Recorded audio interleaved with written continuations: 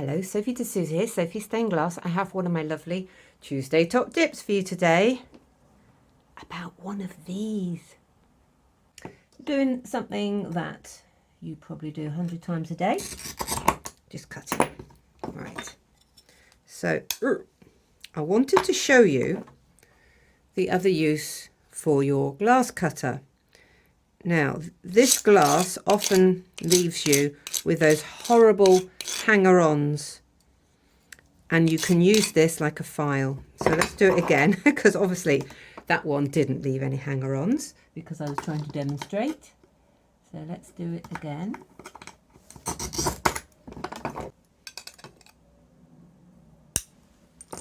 Ah, yes. So can you see these rather unpleasant little pointy bits? We don't like them. Now observe. Pointy bits be gone, and they are.